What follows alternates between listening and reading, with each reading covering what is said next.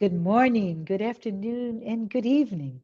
Thank you so much for joining the Spiritist Talk series promoted by the United States Spiritist Federation every Saturday morning at 11 a.m. Eastern Time. Due to power failure in the aftermath of Ian, our guest speaker, Alturi, will not be able to present today. We kindly ask all of you who are here today to send your prayers to those impacted by the hurricane. We will replay Jussara Korngold's lecture about Allan Kardec in celebration of his birthday on Monday. But before we begin, I would like to take a brief moment to announce two U.S. Spiritist Federation programs. Number one, initiation into Spiritism virtual course on Sundays at 10 a.m. Eastern. As you may know, this course is meant for anyone who wants to learn or review the basic principles of Spiritism.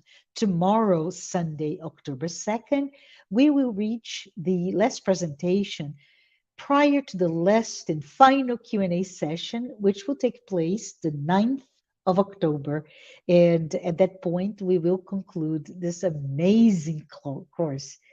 The second announcement is that the 25th anniversary of the United States Spiritist Federation will be celebrated at the 16th U.S. Spiritist Symposium in Houston, Texas on November 5th. The theme, as you can see, will be Time for Renewal, Healing, and Regrowth. The symposium is for the entire family. Get more information by going to spiritistsymposium.org. And please note, all the registrations are open, so hurry up and register. One more announcement before we move on to our presentation today. Please note on the screen, there is a QR code. And if you want to help the U.S. Spiritist Federation produce publications and promote Spiritism to anyone, scan the QR code on screen for your donation. Before Jussara's presentation begins, I would like to introduce her. Jussara Korngold is currently the General Secretary of the International Spiritist Council. She's also the former president and current vice president of the United States Spiritist Federation. Jussara is the founder and president of the Spiritist Group of New York and the Spiritist Alliance for Books. Ms. Korngold is fluent in Portuguese, English, French, and Spanish, and is an international speaker, a published author, and a translator.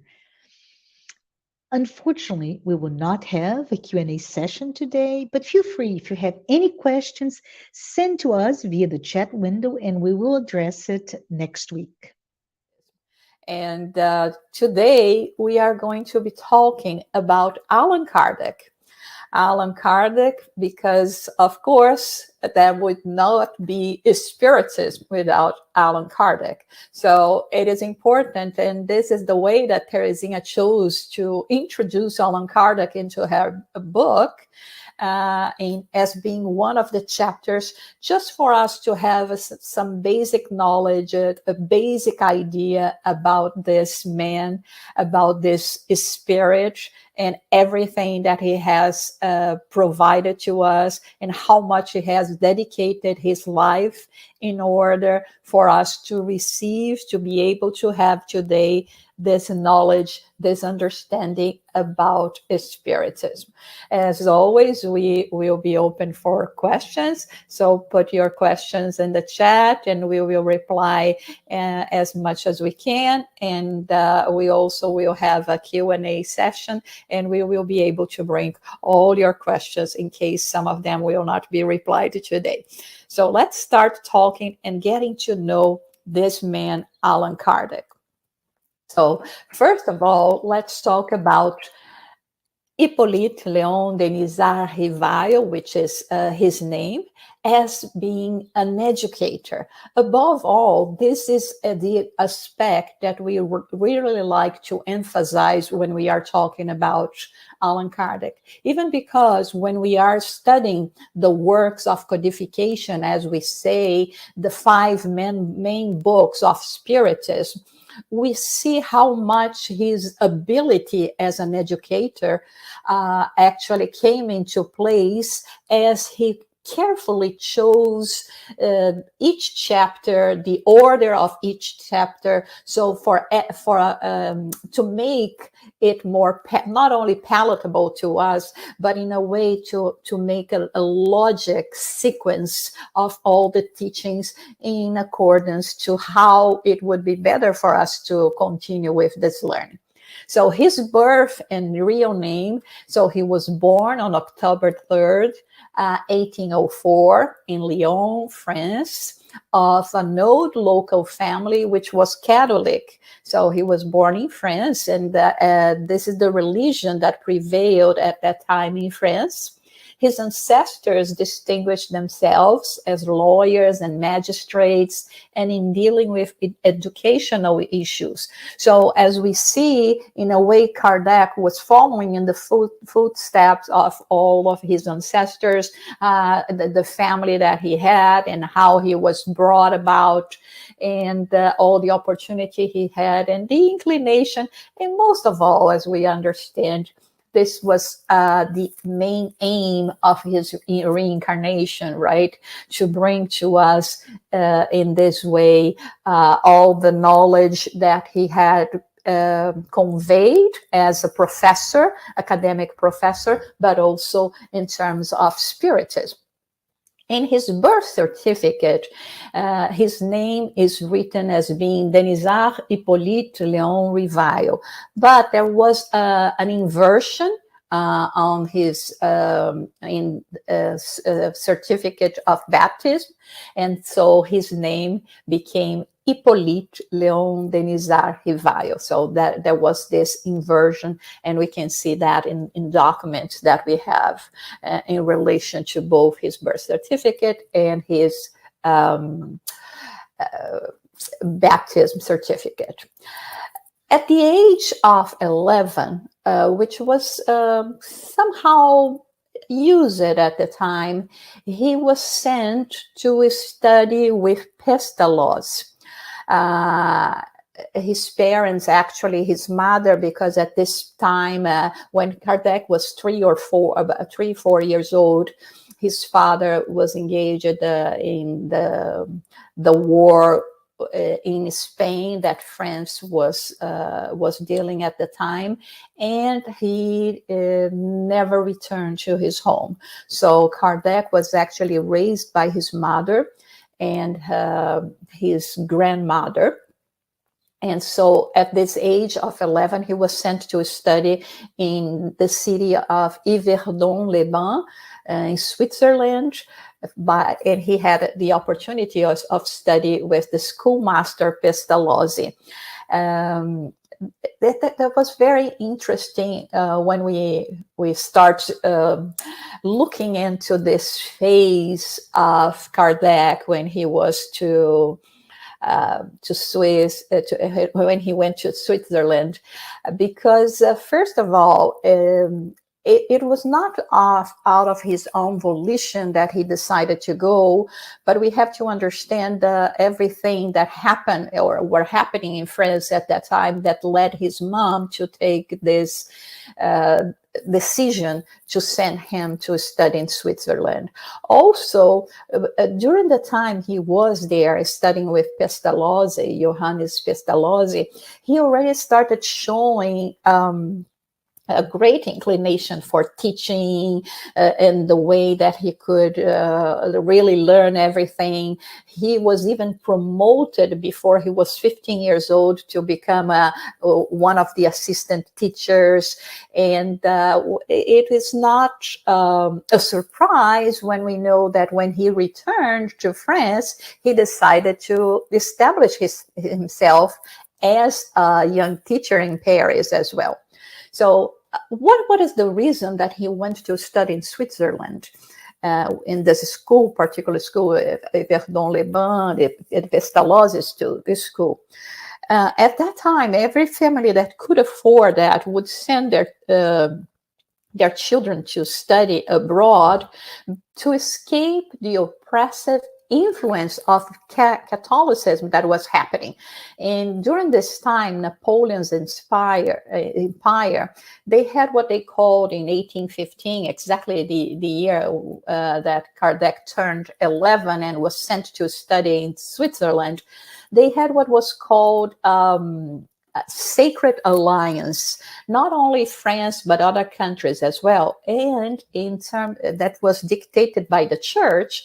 And then in this alliance, one of the things that they had was the school reform, and there were several prohibit subjects for teachers to apply in their school, like, for instance, modern language, philosophy, history, moral and political sciences, anything that could develop the spirit of criticism at that time was forbidden.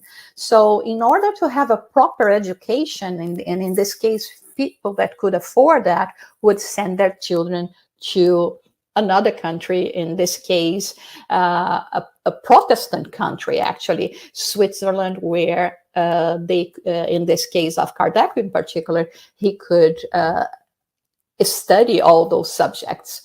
So let's talk a little bit about Kardec, the educator. So from 1824 to 1848, in addition to teaching, he also, and this time we will not refer to him as Kardec, we will still refer to him as Professor Revile. He wrote important textbooks, arithmetic, French grammar, papers on public education. One of them received an award from the Royal Academy of Sciences of Arras in 1831. And it's interesting because some of the method that Professor Revile has developed at the time is still used today in modern France. So in 1825, he founded and directed an elementary school, which operated until 1834, when he had to close due to financial debts incurred by an uncle. Unfortunately, his uncle was a business partner, and he didn't conduct the business well, and brought consequences that they had to close the school. And as a result, Kardec had to work as an accountant, but during the night he remained as an educator. So he was always, involved in working on this textbooks, like we said, in translating literary or research books mainly from German and English, but he also spoke Dutch, Greek, and Latin, among other languages. He was always preparing courses to be taught in schools, organizing or giving free courses to students that could not pay. So Kardec never stopped working in education. And one of the beautiful things that we see is that he gave his time freely as well to help those that could not afford to receive a proper education. He married in February 1832 to Amélie Boudet. Amélie Boudet was really the companion, the best partner that he could have. To talk about her is something that moved me a lot, because she was the perfect companion for Kardec. She helped him. She gave support to him all the time. And even when he passed, she was the one that was, within her reach and ability, the one that was trying to take care of his legacy. And so it was a really very, very good marriage, if we can say that, in the way that they did all of this together. And she was a very, not only understanding, because Kardec would be dedicating his time all the time to come and put together all the works of codification, but also she was an important collaborator in all of that, although we don't talk that much about her. And she was 9 years older than Kardec, and which in a way was, as historian says, and even the way the people mention about it, her maturity as well, and inclination to arts and to education as well, was a great contribution to Kardec. So Amélie's spiritual strength and moral purity were precious allies to Kardec's mission of codifying and disseminating Spiritism. So let's talk now about how Professor Revile became a Spiritist.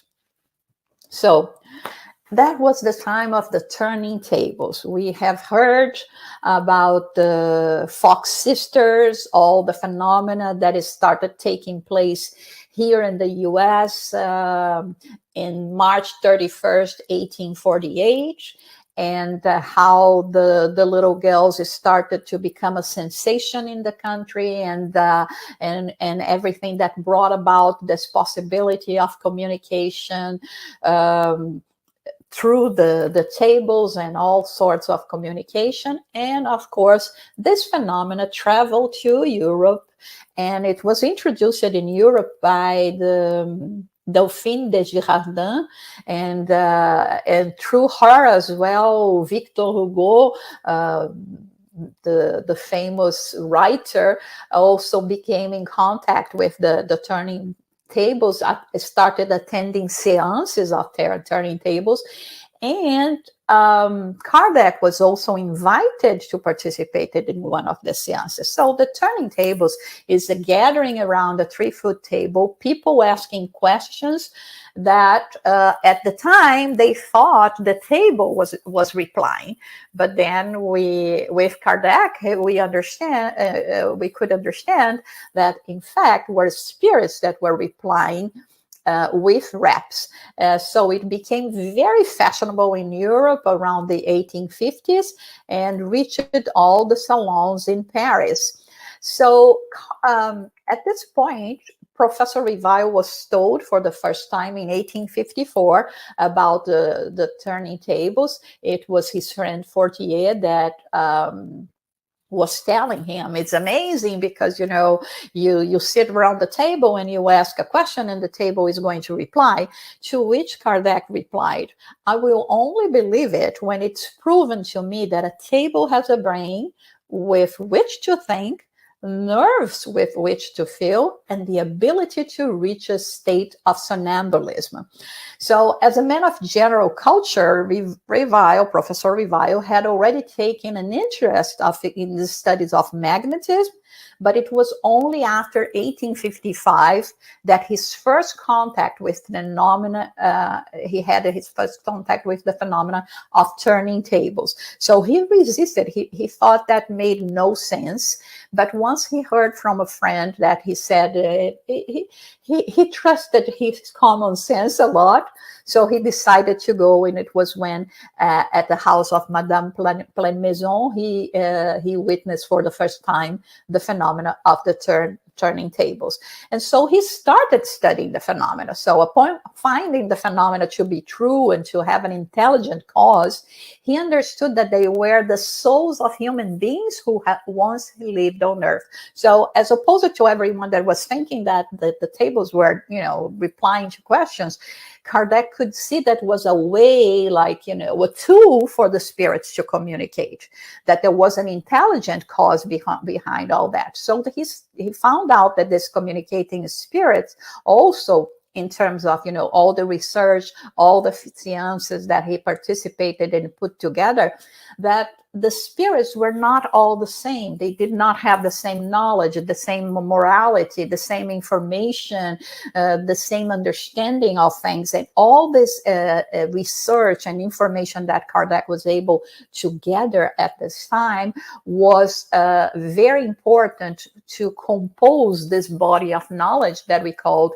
the codification. So he started studying the phenomena. He was giving 50 notebooks of, messages that were gathered in many different places, and he started select them, preparing the questions to be asked in the following seances, all of that, and comparing, giving to different places, to different mediums. And he was able to observe, all this mediumistic phenomena. And he reviewed all of them, and he started, with the help of Amélie, of course, to put everything together. And in this way, we have what is called the body of knowledge that we call the codification, the 5 books of the codification. Here he says that at the beginning he worked with more than 10 mediums, especially Mrs. Baudin and her 2 younger daughters, Caroline and Julie, and also with Miss Jaffé, as we know. So let's talk about now Kardec, the codifier, according to how Teresinha lists in her book, and this chapter in particular.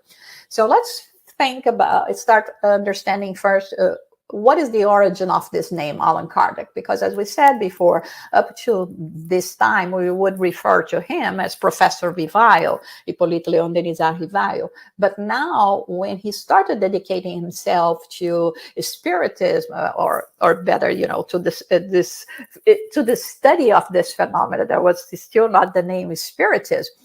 He started working and organizing all this, the publication of the first book, the Spirit's book, and he decided to use this pen name, Allan Kardec, that was revealed to him in one of the seances by a spirit as being one name that he had in a previous incarnation during the Gallic times, when he was a druid, a priest of an ancient Gaul, and a former region of France. So as a druid at that time, he was known as Allan Kardec. So he decided to use this name, this pen name, to distinguish himself from, the published works that he had that came with his professional knowledge,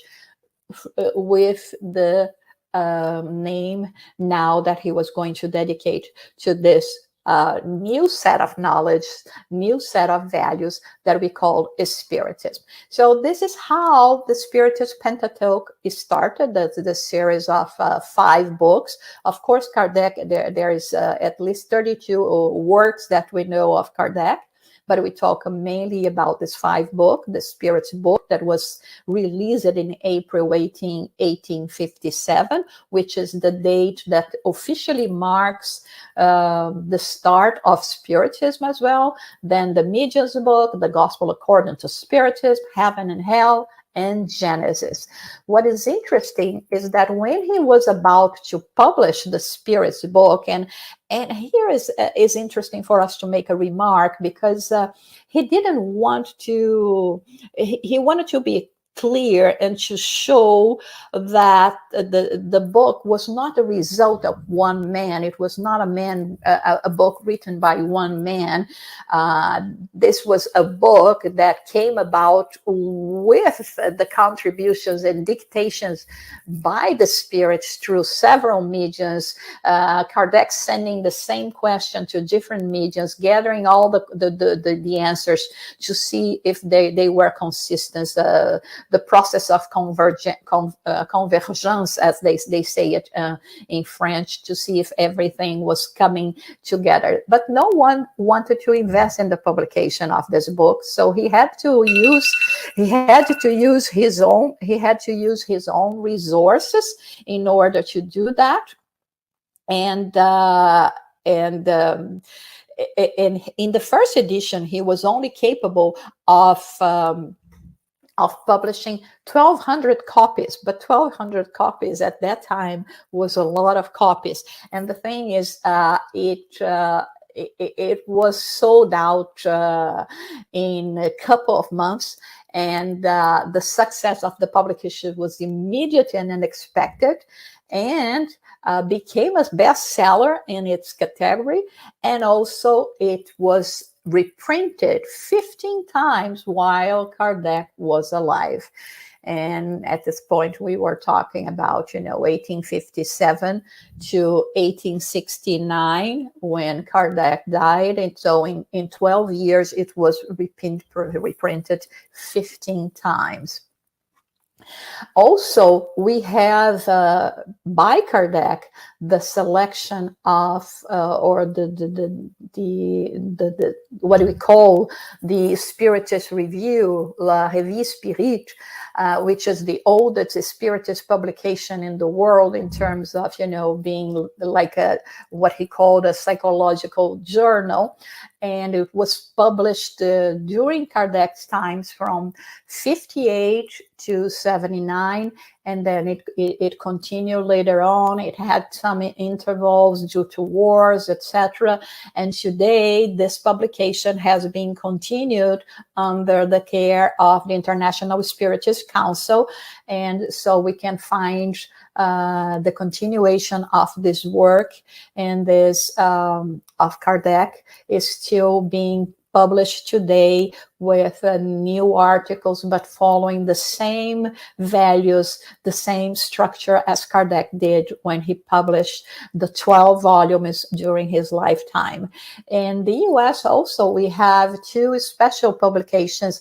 There are collection excerpts from texts that we have in the 12 for initial volumes of the Spiritist Review. One of them that talks about all the phenomena that Kardec has included in the Spiritist Review related to the phenomena that were happening in the US.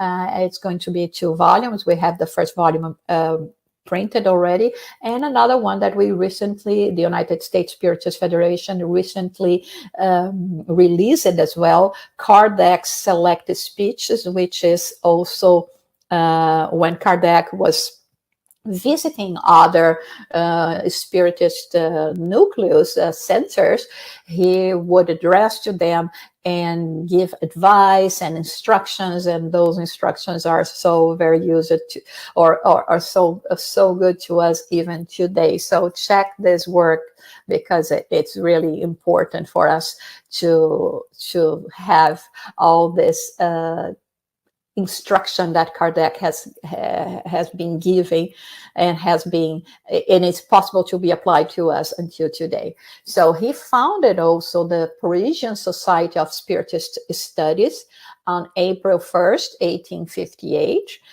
Remember that we are talking a year later of the publication of the Spirit's book, and it became, a model for other organizations when it comes to the study and practice of mediumship as well. For us to understand that when we talk about mediumship, we are not talking about trivial things, but we are talking about a serious interchange with spirits in order to gather knowledge, understanding, and most of all, to try to put them in practice in our daily lives in order to improve ourselves and to improve the quality of our lives. And we are talking about, our moral selves, our emotional selves, in way of, behaving and dealing with everything that we have to deal when we are here on earth and have to deal with the adversities of life as well. So Kardec's disincarnation, so from the first contact with the spirits in 1855, Kardec spent 14 years organizing Spiritism, which he would finish on March 31st, 1869, the day he passed away due to an aneurysm. And the interesting thing about that is that he had this, he passed away really working. He was giving to be published the issue of the Spiritist Review of April 1869. So the man that came to his house to pick up the copy to make the publication with Kardec, Kardec gave it to him, and immediately he had this aneurysm, and a couple hours later he died doing this kind of work. And sometimes we forget that Kardec, during this work that he did on behalf of Spiritism, he only stayed with us for 14 years. The tremendous amount of work that was done in 14 years is really unbelievable. We are talking about over, 10,000 pages for us to dive into, to study, to all this legacy, not to mention things that were lost and writings that were lost and never published that we unfortunately do not have. So it's a tremendous amount of work, and that's why we are always very, very grateful to Kardec for all of his dedication. And for us to start concluding our topic today, I decided to bring to you some of the phrases that we have from Kardec. This one, it's from the book Voyage Spiritual. We have it in English as well. The Spiritist Journey, published by the United States Spiritist Federation, where he says, Spiritism should never be identified to a particular religion, excluding the others. Spiritism is a neutral terrain under which every religious opinion may gather and walk together. This is so important, because even when referring about Spiritism as being a religion, even if we want to refer that as being a religion, we in this case Kardec was adamant in saying that it was never his idea to exclude the others, that Spiritism should always be in a neutral terrain, that every religious opinion may be together, may walk together. And so this is a very important thing that Kardec was actually addressing. And remember that we were talking at the time that Kardec was in France, there was a lot of oppression in terms of, because of the church, even all these things that led Kardec to be sent to study in Switzerland. And so he made it the point, it's nothing to replace other. It's not here to replace a religion. It's here to walk together, to complement one another, and and above all, for all the spiritists around the world to understand that we have to respect each belief. And as we want ours as well to be respected, but in this case, be true to this idea of Kardec about respecting and doing everything in our power to walk together with each one of them. And another thing that I like very much also from the book, The Spiritist Journey, Voyage Spiritual, the most important thing in Spiritism is not mediumistic phenomena, but its principles and its moral consequences. Many times people will say, oh, but everything started with the phenomena. Yeah, it started with the phenomena. It was important at that time to call the attention. The spirits were calling the attention, saying, listen, we are here. There is no death. Life goes on. We continue being, as always, bringing our characteristics with us, our way of feeling, and is still in a process of growing and learning and growing and going through experiences. And of course, this was possible through the interchange that we call mediumship, that is actually a word coined by Kardec. Mediums, mediumship, everything that is related to mediums. It's a word coined by Kardec for the Spiritist Pentateuch, the codification, as we say as well.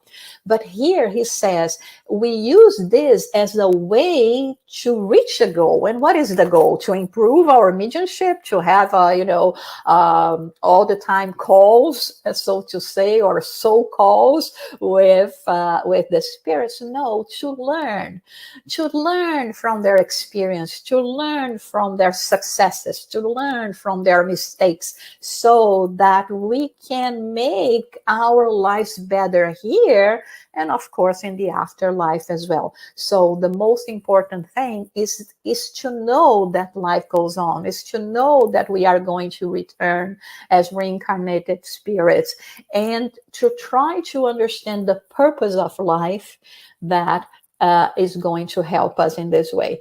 I would like to emphasize here, for those who have not watched it, we already had a study that is part of this book, Initiation into Spiritism, that we are developing here in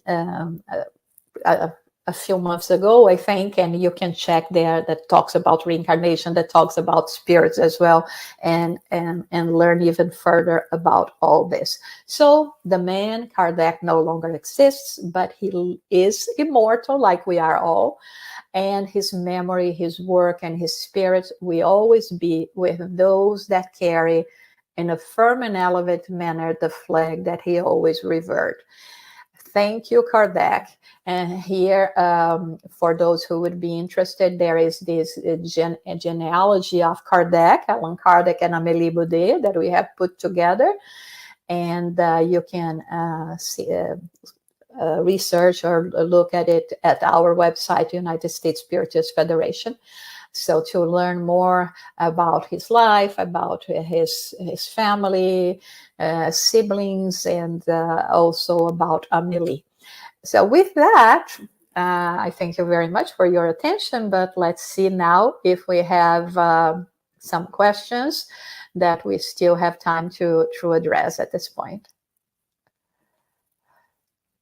Okay, was Kardec a medium? Very interesting question, because when we study about mediumship and we study about the variety of phenomena that we can find under the banner of medium, but there is one of the distinctions that we mentioned when we talk about mediumship, that is when we have more like an intuitive kind of, mediumship, or more of an ostensive kind of mediumship. So from what we know, Kardec was not an ostensive kind of medium, but he was the one that placed it in the medium's book, this statement that everyone is a medium. So if everyone is a medium, Kardec was a medium as well. But Kardec didn't have this kind of ostensive mediumship that would be receiving direct voice communication from spirits, or automatic writing, psychography from spirits as well.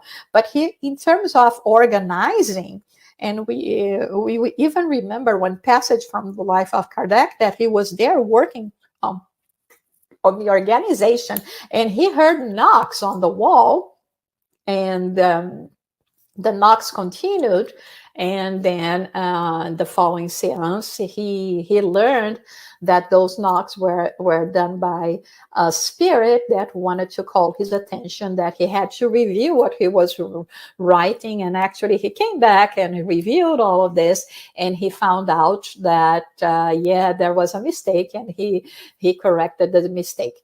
But of course, he was a very intuitive person, and he was in constant contact with the high elevated spirits that work to what we call the mediumship of intuition, which is the most elevated kind of mediumship there is. But again, as a medium of him himself being transmitting the messages, and no, we don't call Kardec a medium in this sense. Is there any other? Do we know if Kardec has reincarnated? We do not know. We do not have anything that can properly state that Kardec has reincarnated again. There are some ideas, but nothing that we can say for sure that he has returned to Earth, in reincarnation here after his passing in 1869. Any more questions? Are there post-mortem messages from Kardec? Now, this is very interesting. Yes, there are. Even in the Spiritist Review of 1869, we even have a talk that is called the Communications by the Spirit Allan Kardec, where he comes and he addresses his colleagues, and expressing his gratitude by all the thoughts and the prayers after his passing, and seeing how much they are engaged in continuing all the work that he did, that gave him immense joy, and also giving lots of instructions, and they are very, very important, very useful to us as well, even today. So check the 1869. There are a couple of other messages that happened later, but this is as far as we know in terms of reliable communications by the Spirit Allan Kardec. It is said that Kardec received many letters every week. How could reply to them? That's a very interesting question, because, when we think about how hard it is for us even today to reply to all the emails and messages that we receive every day. And for those who have not had the chance to watch, you can even watch it today. And is still there in Netflix, Kardec, the movie by Wagner Assis, that is with subtitles. That is a tremendous movie for us to learn, to get to know a little more about Kardec. He was very faithful to the reality of the life of Kardec. And there is a scene in particular, and actually that is one of the scenes that moved me mostly, where he receives so many letters. Poor Amelie comes into the room, literally with a basket of letters, and there was baskets and baskets of letters. So Kardec even mentions that in the Spiritist Review as well, and which again we emphasize for all of you to start, reading them. I know it's a lot. It's 12 volumes of, about 500, 600 pages each, but this is the cradle of Spiritism. So for us to understand all the mentality, everything that was happening in this communication, so quite often Kardec would use those letters to publish in the Spiritist Review with the question and the answer as well. And many times he would say, even in this publication, he would ask forgiveness to, excuse for his people that were writing to him, due to the amount of letters that he could not reply individually, but he was always going to reply through the Spiritus Review as well, in general, with the basic concept. And he was very organized. He had letters by section, but we also know that he wrote back personally to many of the letters that he had received. And this is a gigantic work. I really don't know how he managed to do that, when we think about the difficulty of doing that at the time of Kardec. But yes, and many of them we will find in the Spiritus Review, where he will refer to the author, will give the answer, and or sometimes, combining the questions that come that are similar from several people, and put the concept in the Spiritus Review. So that's why when we say about the work of Kardec, it's so amazing when we think about his dedication and everything that he has given to bring about this knowledge, this understanding to us. In Spiritism, we do not worship people, but we have to value the work and recognize the work and the dedication of so many that have been, some of them that we know by name, some that we do not know by name, but the value of the work, the dedication, and above all, to use them as our examples. So, like we said, in 14 years, he was capable of doing so much. And hopefully we all will have more than that ahead of us. So it's never too late for us to start also dedicating, not only to gather knowledge, but above all, to spread this knowledge and to make an impact in others' lives. So pay forward and make it sure that the same light that was brought to us through this understanding, knowing that we are immortal, that we are all brothers and sisters, will reach more and more people, and will help them as well in everything that they have to cope with, and the struggles of life, but always keeping the light of hope in their hearts, knowing that God loves us all, and that everything that we're going through at this moment in our lives, it's necessary. It's an important phase that we need for us to grow even more, to learn even more. So thank you, Kardec. Thank you, all the spirits that were involved in this work of communication, above all, the Spirit of Truth.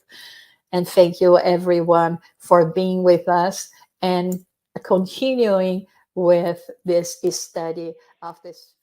Thanks, everyone who watched today's talk. As you can see, we had a very special event today with Jussara Korngold speaking about Allan Kardec. Thank you so very much for being here with us.